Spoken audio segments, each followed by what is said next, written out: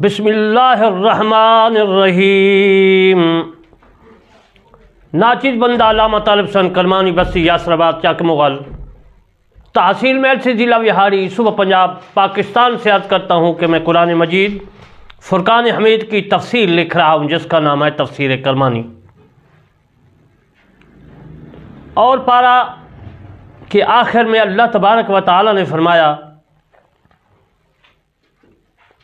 اِلَىٰ ابراہیم و اسماعیل و اسحاق و یعقوب والاسباط، اس کی تفسیر کر رہا ہوں، یعنی حضرت ابراہیم علیہ السلام کا قصہ بھی میں عرض کر چکا ہوں، اسماعیل کا بھی، اسحاق کا بھی، و یعقوب اور حضرت یعقوب کا بھی، والاسباط اولاد، سبط کا کی جمع ہے اسباط یعنی اولادیں، تو حضرت ابراہیم علیہ السلام کی اولادیں کے بارے میں عرض کر رہا ہوں۔ آج میں آپ کو حضرت ایوب علیہ السلام کے متعلق عرض کروں گا، اور یہ آپ کی خدمت میں ریکویسٹ کروں گا کہ آپ نے ان مسائل کو خوب سمجھنا ہے اور لوگوں تک پہنچانا بھی ہے، یہ ثواب ہے۔ حضرت ایوب علیہ السلام کے متعلق ایک قول یہ ہے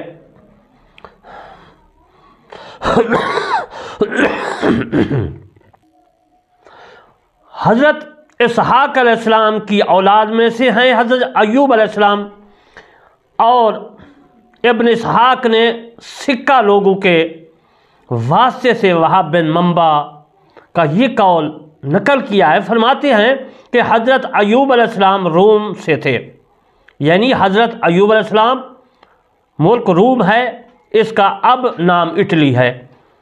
رومی لوگ ان کی زبان رومی ہے اس لیے روم کہتے ہیں۔ تو حضرت ایوب علیہ السلام اٹلی میں یعنی روم میں سے تھے، اور ان شجر و نسب میں یوں ہے، یعنی ان کا شجر نسب و نما اس طرح ہے کہ حضرت ایوب علیہ السلام کے والد کا نام حوس تھا، اور حوس کے والد کا نام زہ تھا، اور زہ کے والد کا نام ایس تھا، اور ایس کے والد کا نام اسحاق تھا، اسحاق سے جو ہے ایس پیدا ہوا، اور اسحاق علیہ السلام کے والد کا نام حضرت ابراہیم علیہ السلام ہے۔ یہ آپ کا حضرت ایوب علیہ السلام کا نسب و نما سلسلہ ہے۔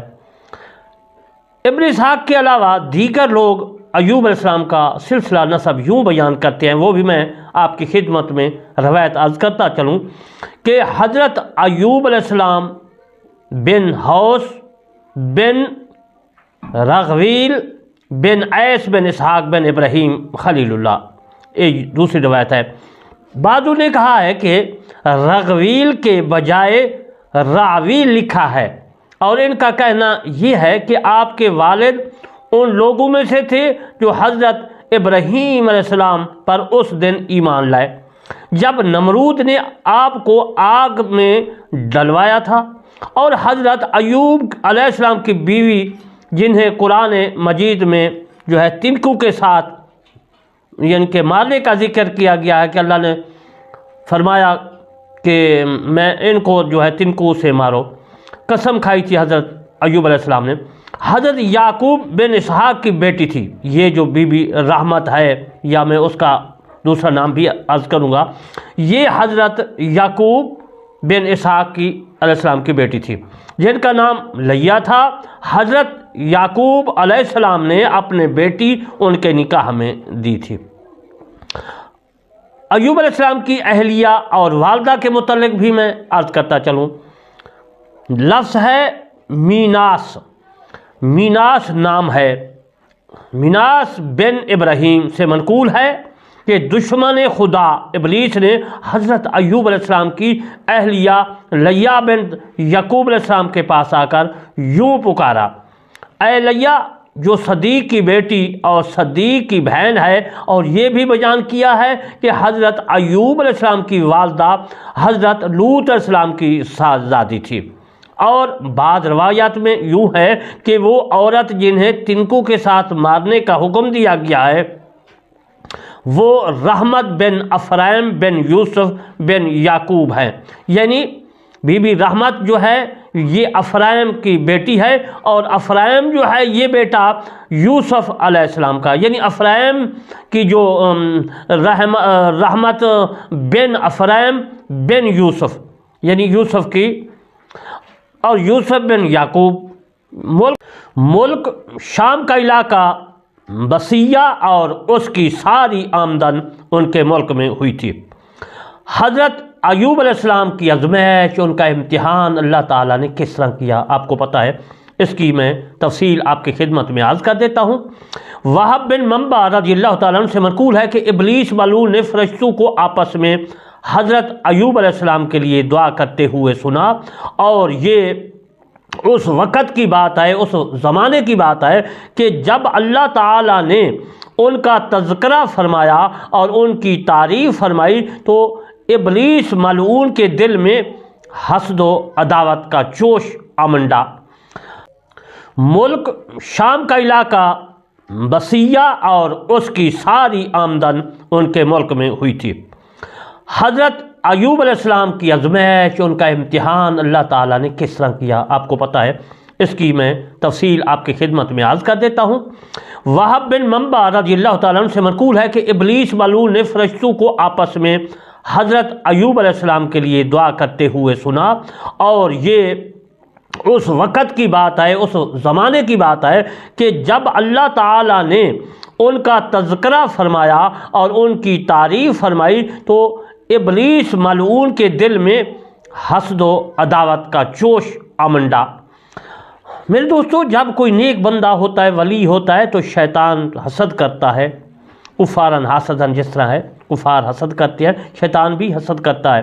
چنانچہ اس نے اللہ تعالیٰ سے درخواست کی کہ اسے حضرت ایوب علیہ السلام پر تسلط اور اختیار دیا جائے کہ وہ انہیں ان کے دین کے متعلق فتنے میں مبتلا کر سکے۔ چنانچہ اللہ تعالیٰ نے اسے صرف ان کے مال پر تسلط عطا فرمایا، جبکہ آپ کا جسم مبارک اور عقل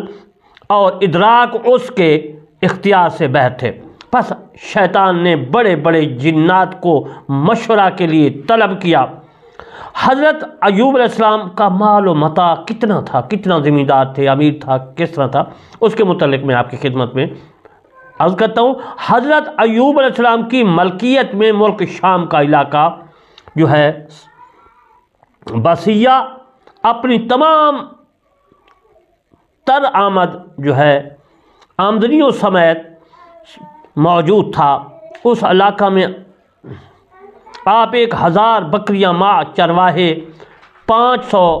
بیلوں کی جوڑیاں تھیں جنہیں 500 غلام ہنکاتے تھے، اور ہر غلام اپنی بیوی اور اولاد اور مال و متاع دولت بھی رکھتا تھا۔ اوپر بیلوں کے جوڑی کے جوتنے کا سامان ایک گدھی اٹھاتی تھی۔ کل 500 گدھیاں، اور ہر گدھی کے 2-3 حتیٰ کہ 4-5 بچے بھی تھے، اور کبھی اس سے زیادہ ہوتے تھے۔ یہ سب کچھ آپ کی ملکیت تھا۔ ابلیس کی حضرت ایوب علیہ السلام سے دشمنی کیسی ہوئی، دشمنی کس طرح کی، وہ بھی میں آپ کی خدمت میں پیش کر دیتا ہوں۔ حضرت ایوب علیہ السلام جو ہے، یہ میں نے اس کا نسب نما تو بتا دیا۔ ابلیس نے اپنے کرندوں کو جمع کر کے کہا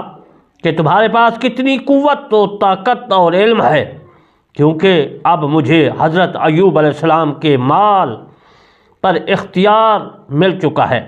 یہ ایک ایسا زبردست دھچکا ہے کہ جس میں بڑے بڑے لوگوں سے صبر کا دامن چھوٹ جاتا ہے، تو ہر وہ جن جس میں آپ کے مال و متاع کو برباد کرنے کی ذرا برابر بھی صلاحیت تھی، تیار ہو گیا۔ ابلیس نے ان کو فوراً روانہ کیا، اور انہوں نے اسی وقت آپ کا سارا مال متاع دولت ختم کر دیا۔ پھر اللہ تبارک و تعالیٰ فرماتا ہے ان اللہ مع الصابرین، تو حضرت ایوب علیہ السلام نے صبر کیا۔ صبر کے متعلق عرض کرتا چلوں، مگر حضرت ایوب علیہ السلام نے یہ سب کچھ دیکھ کر بھی اللہ تعالیٰ کی تعریف ہی کی، اور مال اعتبار سے اس عظیم صدمہ نے انہیں اس عظیم صدمہ نے انہیں ایک لمحہ کے لیے بھی عبادت خداوندی میں الحاق توجہ سے اور نعمت خداوندی کے شکر سے غافل نہیں کیا۔ جب ابلیس نے یہ مایوس کن صورتحال دیکھی تو اللہ تعالیٰ کی بارگاہ میں درخواست کی کہ اسے ان کی اولاد پر تسلط اختیار دیا جائے۔ یہ اجازت بھی مل گئی، مگر آپ کا جسم عقل آپ کے اختیار میں نہیں تھا، یعنی شیطانوں کے اختیار میں نہیں تھا۔ حضرت ایوب علیہ السلام کے متعلق میں عرض کرتا چلوں، گریہ زاری کے متعلق، چنانچہ اس ملعون نے آپ کی ساری اولاد کو ختم کر دیا اور حضرت ایوب علیہ السلام کی خدمت میں ان بچوں کے استاد کا بھیس بدل کر نہایت زخمی دل اور افسردہ ہو کر آپ کے پاس آیا اور اولاد کے متعلق ان کی جذبات کو برانگیختہ کرنے لگا، جس سے حضرت ایوب علیہ السلام متاثر ہوئے اور آپ پر گریہ طاری ہو گیا، اور آپ نے ایک مٹھی خاک اپنے سر پر ڈالی، جس سے ابلیس کو بہت خوشی ہوئی اور حضرت ایوب علیہ السلام کے اس عمل کو اپنے حق میں غنیمت جانا۔ حضرت ایوب علیہ السلام نے متنبہ ہونے پر فوراً ہی توبہ استغفار کی۔ حضرت ایوب علیہ السلام کے ساتھ فرشتے اس توبہ کو لے کر فوراً ہی اللہ تبارک و تعالیٰ کی بارگاہ میں یعنی آسمان پر پہنچے، اور ابلیس لعین کے بارگاہ الہی میں حاضر ہونے سے قبل وہ حاضر ہو گئے۔ شیطان کا حضرت ایوب علیہ السلام کو ایک اور امتحان میں ڈالنا، وہ بھی میں آپ کی خدمت میں عرض کرتا چلوں۔ پس جب مال اولاد کی ہلاکت بربادی کا یہ عظیم صدمہ بھی عبادت خداوندی اور اطاعت شرعی سے نہ ہٹا سکا، تو ابلیس ملعون نے اللہ تعالی سے آپ کے جسم پر تسلط کی درخواست کی۔ اللہ تعالیٰ نے آپ کے جسم پر بھی اسے تسلط عطا فرما دیا، مگر آپ کی زبان، دل اور اس کے اختیار سے باہر تھے۔ چنانچہ جب آپ سجدہ میں مشغول تھے تو ابلیس نے آپ کے گلے میں ایسی پھونک ماری کہ سارا بدن شمع کی مانند تپنے لگا، اور آپ کی حالت یہ ہو گئی کہ جسم مبارک میں تعفن پیدا ہو گیا، جس کی وجہ سے بستی والوں نے آپ کو بستی سے نکال دیا اور آپ کو باہر گھوڑے پر چھوڑ آئے، سوائے آپ کی اہلیہ محترمہ کے آپ کے پاس کوئی نہ جاتا تھا۔ اس خدا کی بندی کا نام نسب میں پہلے عرض کر چکا ہوں، رحمت بی بی۔ آزمائش کی انتہا ہو گئی حضرت ایوب علیہ السلام پر، ایسے وقت کہ آپ کی اہلیہ کے علاوہ اور کوئی بھی آپ کے پاس نہ جاتا تھا۔ ان حالات میں آپ کی بیوی آپ کے تیمارداری اور خدمت کے لیے پابندی سے حاضر ہوتی تھی۔ قوم میں صرف 3 آدمی تھے جنہوں نے آپ کی دعوت کا پر لبیک کہا، لیکن جب انہوں نے حضرت ایوب علیہ السلام کو سخت حالات میں دیکھا تو وہی آپ کا ساتھ بھی چھوڑ گئے اور آپ پر الزام دینے لگے، اگرچہ وہ دین سے نہ پھرے، مگر آپ کے پاس آ کر سخت کلامی کرنے لگے اور آپ کو جھڑکنا شروع کر دیا۔ ان کے نام یہ تھے، میں آپ کی خدمت میں عرض کر دیتا ہوں، حلیفز اور صافر۔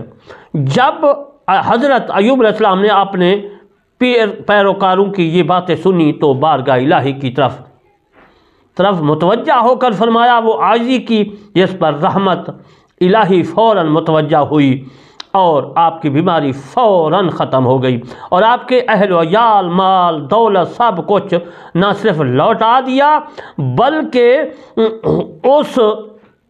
سے آپ اور بھی زیادہ دے دیا۔ آپ نے فرمایا، اللہ تبارک و تعالیٰ قرآن مجید فرقان حمید میں فرماتا ہے، اور کس